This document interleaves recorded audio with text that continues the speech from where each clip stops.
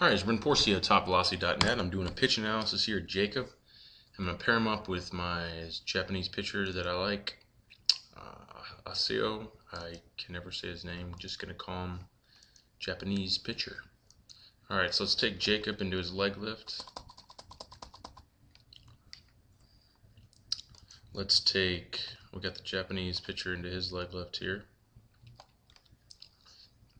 Okay, both Jacob and the Japanese guy are closing off well. I like to see you close off, because ultimately the earlier we open our front hip, our force production, our ability to generate power through the stride is pretty much shut down. So we will always do better closing off. So good hip rotation here, bringing that lift leg back towards the drive leg as we're moving forward. So I like to get away from the typical balance position and already start my momentum from the beginning. And staying closed just tells me I'm going to be able to build power through my entire stride. Okay, so let's move them into the load from here. They both look really good. Take the Japanese guys, you can see that really good controlled fall. He really starts to accelerate fast. He likes to, and he's keeping his lift leg back. He's staying closed. He's even extending it to help him stay closed, whatever he has to do. And here's the point just before, and then at the last second, look at this, at the last second, just before he's about to fall on his butt, he starts to throw the front foot out there to prepare for the launch and move into front foot strike. But we can see he does a great job as he's with that good forward progress as his lift leg's coming down and building momentum of getting that force vector, that ankle to knee to the front hip. That's critical because he knows he can't launch, he can't really accelerate that power without that force vector move in that towards his front hip and heading towards the target. If his force vector was vertical at this point, he would have to then delay or slow down his momentum for that force vector to get in line. So this is really critical as you're building your momentum. Your force vector is leading you. So let's take Jacob into his load position. So you can see he throws his front leg out there pretty quick, reaches out, and then your force vector is kind of following. Watch here with the Japanese guy. You'll see his force vector starts to lead the way. So as he starts to kind of drop his butt or load, that knee's right there pushing the way. You don't see that kind of following. It's always staying with that front hip. You can see here with Jacob, he throws the front foot open. He's really, see how vertical he is back here? So that's trailing the hip. And then what I see is guys who do this, when it gets lined up here in what would be your load position, you're so extended at this point, you're not going to get much of a drive, and you're going to collapse in your drive leg. So watch the Asian pitcher here, Japanese. You notice, into that load, he gets the force vector in line, and then now he starts to reach out. But look at the front foot; it's still closed. It's pointing to the target, or it's pointing to third base here towards the camera with the knee. And then look, he moves into that great triple extension into front foot. Boom. He's good. Foot off the rubber, fully extended on the drive leg. That movement forward opens the hips before front foot strike.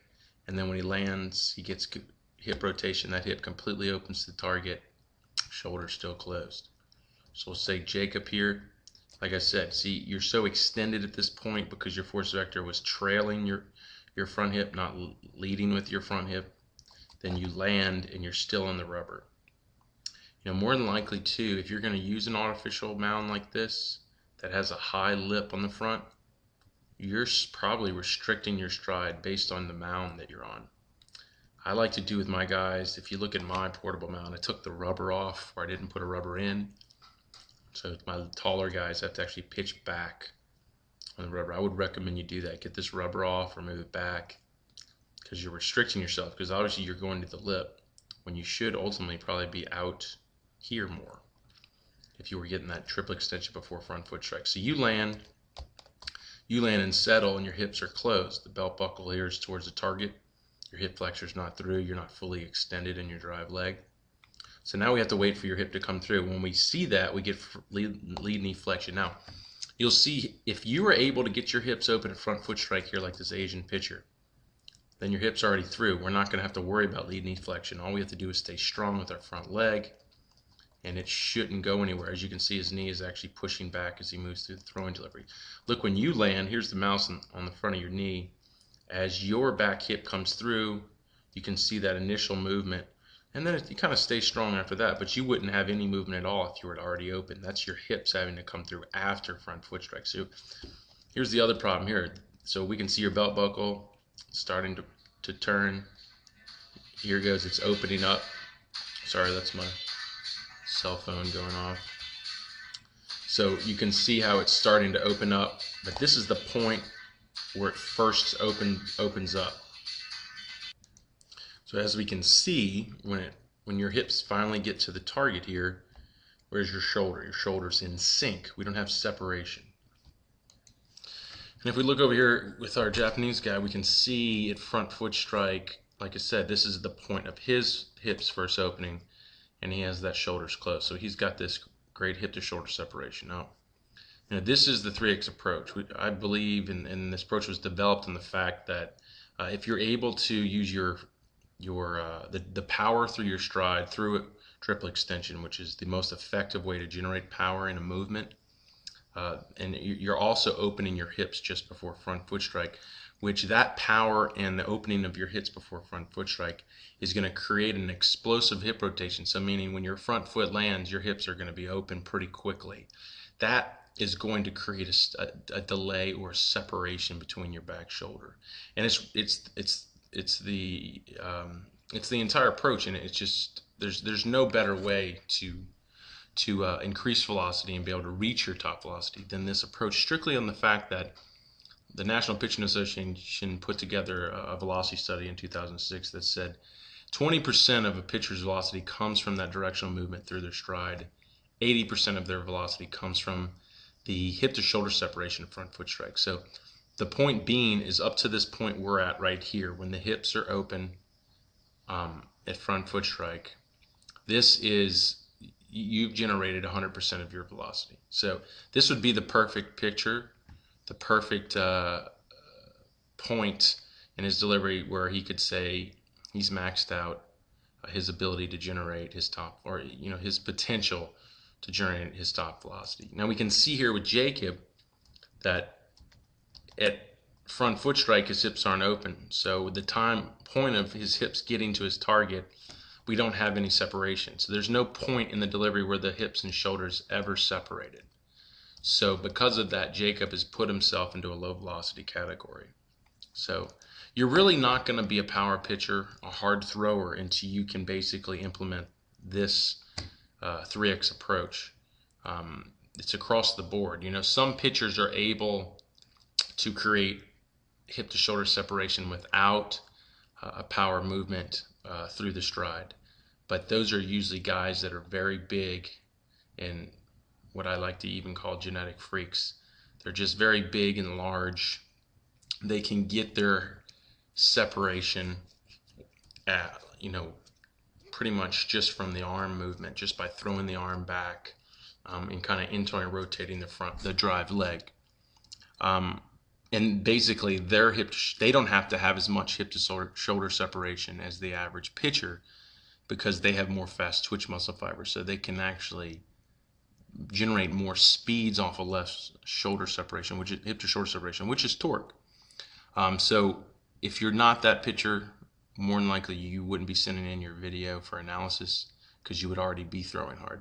So my point being here is this 3X approach is backed up by science. It's backed up by results, trial and error, and it is the most effective way to be able to increase your velocity and to move up levels of the game. So Jacob, you just need to learn how to use your stride to generate power, so at front and to open your hips, so at front foot strike we can create some hip to shoulder separation for you, ultimately as much as you're able to create. So therefore you'll be at your top velocity, because from there on out you're going to finish in a high velocity category. Look at the Asian pitcher.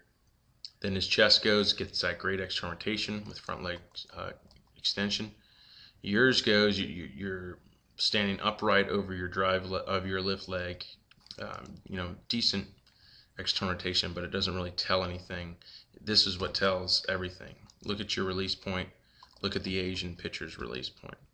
Okay, he's got that good front leg extension, so it means no momentum is being left moving forward. It's all now transferred, and he finished with a more forward trunk tilt than where you are. This is your release. This is his release.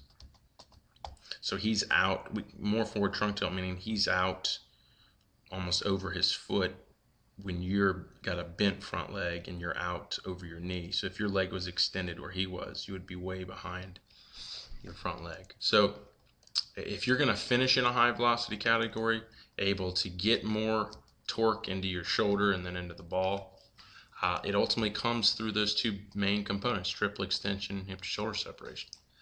And the key to that is being able to move explosively through a stride with that force vector leading the way, and then converting that to hip to shoulder separation. So the approach as well is that you have to have the power genetically, or you have to train it physically into you if you don't have it.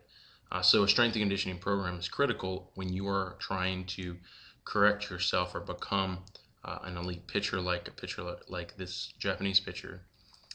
And you also need a throwing program that's going to help you develop the motor coordination to be able to move with that power through these components, so we can basically use all of it and take advantage of your power and reach your potential. So I don't know if you have it already, but if you have it, or if you're just getting started, a 3X pitching velocity program would be perfect for you. You look like a big guy, so ultimately you would be in a better position than a small little pitcher like this Asian guy if you could actually implement this approach. So I would recommend that you get started, and if you have any other questions, please let me know.